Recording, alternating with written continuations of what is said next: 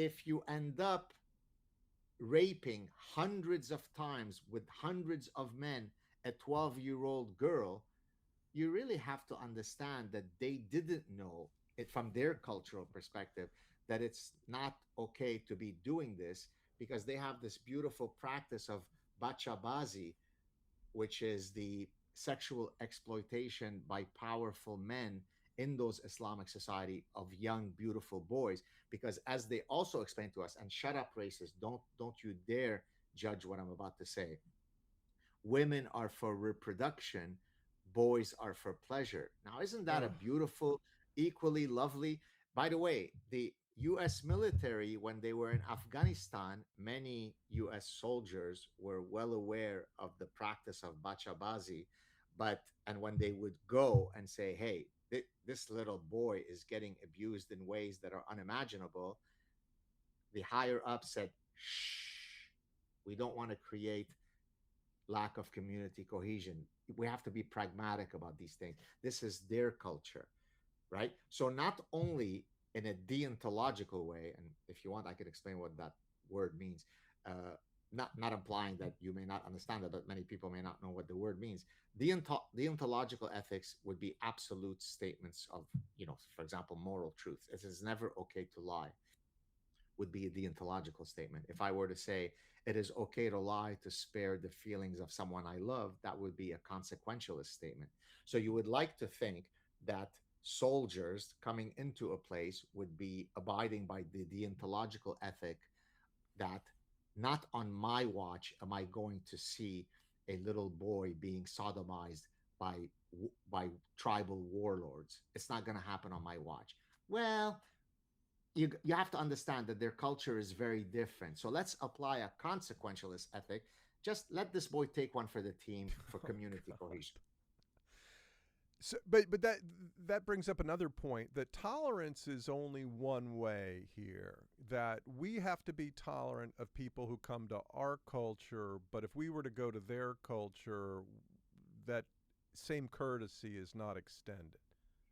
Well, that's why maybe, and I will answer your exact question, but maybe this is the right place to introduce the term, the parasite that I use when I was writing the book. And here I'm going to go back to sort of evolutionary biology and so on.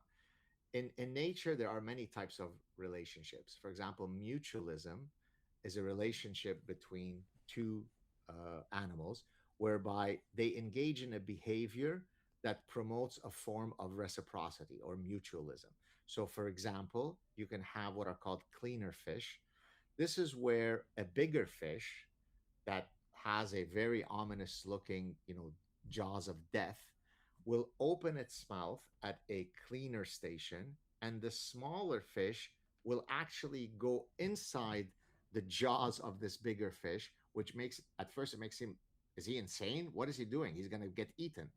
But they've evolved this mutualism because what is going to end up happening is that there are morsels of food, or literally parasites, that are in the jaws of this bigger fish that the smaller fish will clean. It's a form of dentistry, if you'd like.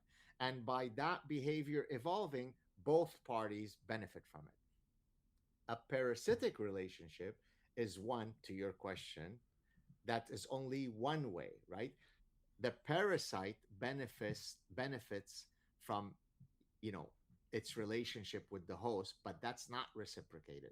Let me give an example of that, because it relates to a specific term, that one of my terms that has also gone viral.